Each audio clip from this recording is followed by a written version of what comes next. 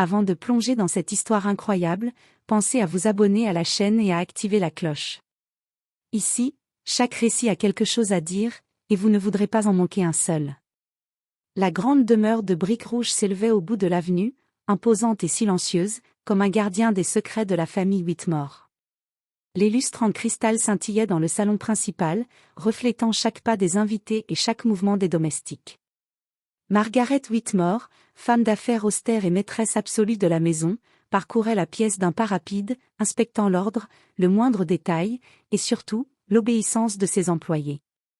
Ce jour-là, l'air était chargé d'une tension presque palpable. Les domestiques, invisibles mais attentifs, redoublaient de prudence à chaque geste.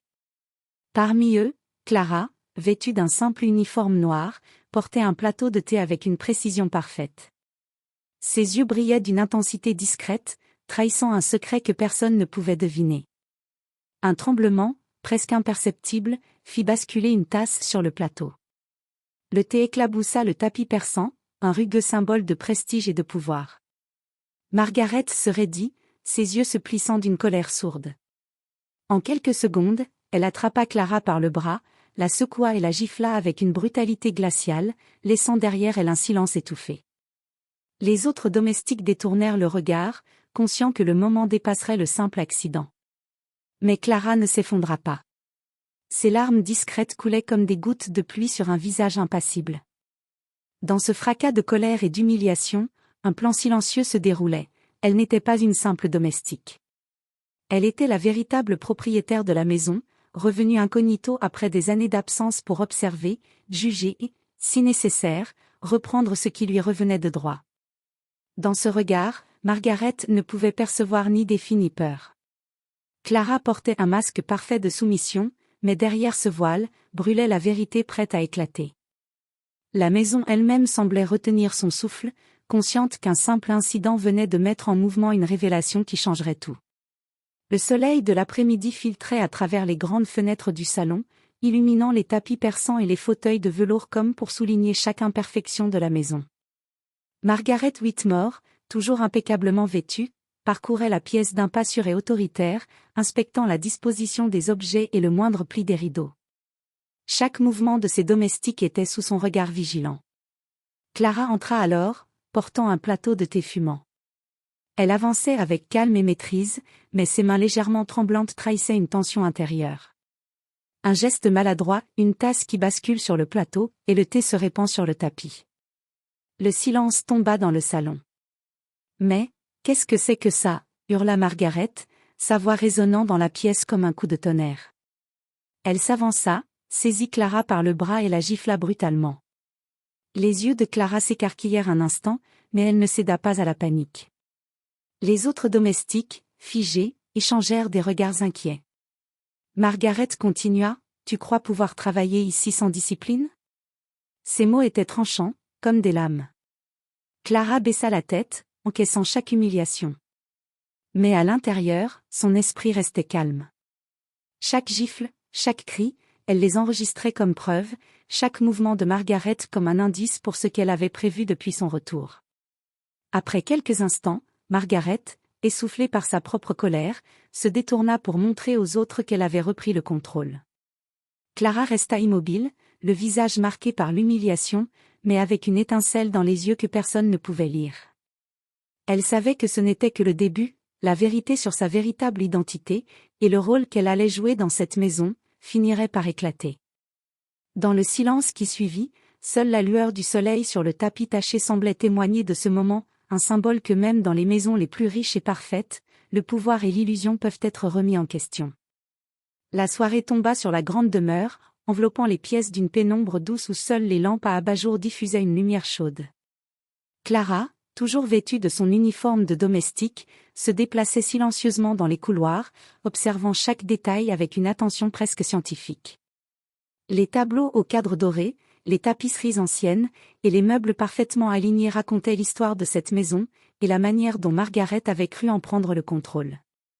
Assise dans le petit bureau de la bibliothèque, Clara sortit un carnet qu'elle gardait caché sous sa robe. Elle y notait chaque comportement de Margaret, chaque arrogance, chaque manque de compassion. Si Margaret croit que cette maison lui appartient, elle se trompe lourdement, écrivait-elle avec calme. Son écriture était nette, méthodique, trahissant sa patience et sa détermination. De l'autre côté du salon, Margaret recevait des invités pour un dîner mondain. Elle brillait de son autorité et de son charme superficiel, donnant l'impression qu'aucune erreur n'avait jamais entaché sa maison. Mais Clara voyait derrière le masque, la fatigue dans ses gestes, l'impatience dans ses sourires, la peur d'être jugée par les autres membres de la haute société. Margaret régnait par la peur, pensant contrôler tout ce qui l'entourait, mais elle ignorait que sa véritable propriétaire l'observait à chaque pas. Plus tard, dans la cuisine, Clara s'assit quelques instants près d'un évier, regardant son reflet dans l'eau. Elle se rappelait les années passées loin de cette maison, l'héritage qu'on lui avait refusé et l'humiliation d'avoir été exclue. Pourtant, elle sentait que le temps de la revanche n'était pas encore arrivé. Pour l'instant, elle devait comprendre, analyser, et attendre le moment parfait pour révéler sa véritable identité. Cette nuit-là, la maison semblait retenir son souffle. Chaque plancher craquant, chaque murmure des domestiques, chaque éclat de rire des invités résonnait comme un écho de la vérité à venir. Clara savait qu'une simple erreur de Margaret pourrait suffire à tout faire basculer, et elle était prête à saisir cette opportunité. Le lendemain matin, le soleil filtrait à peine à travers les lourds rideaux de velours. Margaret Whitmore descendit dans la cuisine pour superviser la préparation du petit déjeuner, comme chaque jour. Elle était encore irritée par l'incident de la veille, incapable d'accepter qu'une simple domestique ait osé provoquer un chaos dans son ordre parfait. Clara, fidèle à son rôle, s'affairait à ses tâches avec calme et précision. Mais cette fois, elle avait un objectif précis, tester Margaret, provoquer la vérité sans violence. Elle réajusta les comptes de la maison, corrigeant des erreurs flagrantes que Margaret avait ignorées ou négligées. Margaret la surprit en train de manipuler les papiers. Ses yeux s'agrandirent de colère et d'incrédulité. « Que fais-tu » hurla-t-elle, sa voix perçant le silence de la cuisine. « Tu n'as aucun droit de toucher à mes affaires. » Clara se tourna lentement vers elle, chaque geste calculé, chaque mot choisi avec soin. « Au contraire, j'ai tous les droits, » dit-elle d'une voix calme mais ferme. « Parce que cette maison m'appartient. » Le choc fut immédiat. Margaret recula, incapable de comprendre. Ses yeux passèrent de l'incrédulité à la confusion totale. « Que, comment » balbutia-t-elle, la colère laissant place à une peur instinctive. Clara s'avança, son regard rempli d'autorité et de dignité. « Je suis Clara Whitmore, la vraie propriétaire de cette maison. Je suis revenue incognito pour voir comment tu la gérais. » Le silence s'abattit sur la cuisine. Les domestiques se figèrent, certains bouche bée, d'autres murmurant entre eux. Margaret, rouge de honte et tremblante de colère, chercha ses mots. Tout ce qu'elle avait cru contrôler, toutes les humiliations infligées, venaient de se retourner contre elle. La vérité éclata devant ses yeux, celle qu'elle avait traitée comme une simple domestique était en réalité la maîtresse légitime de la maison. Clara, avec un calme souverain, conclut. Chaque gifle, chaque mot cruel, je les ai observés. Mais je suis ici pour corriger, pas pour punir. Margaret sentit son monde s'effondrer. La maison, autrefois symbole de son pouvoir, était devenue le théâtre de sa propre humilité. Les jours suivants furent remplis de silence et de tension dans la grande demeure de briques rouges. Margaret Whitmore évitait le regard de Clara à chaque occasion, incapable d'accepter pleinement la vérité qui lui avait été révélée. La maison, autrefois théâtre de sa tyrannie, semblait maintenant respirer un air nouveau, chargé de vérité et de remise en question. Clara, malgré son pouvoir retrouvé, ne cherchait pas la vengeance.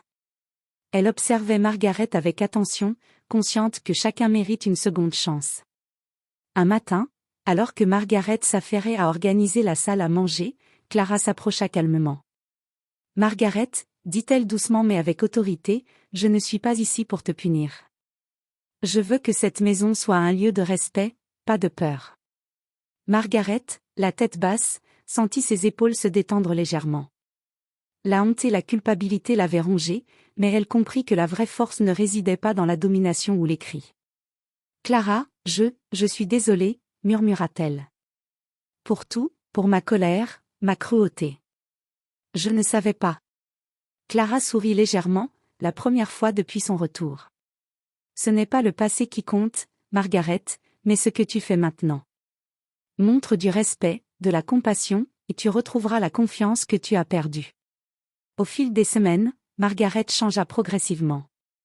Elle apprit à écouter, à guider sans humilier, et à gérer la maison avec une véritable autorité basée sur le respect plutôt que la peur.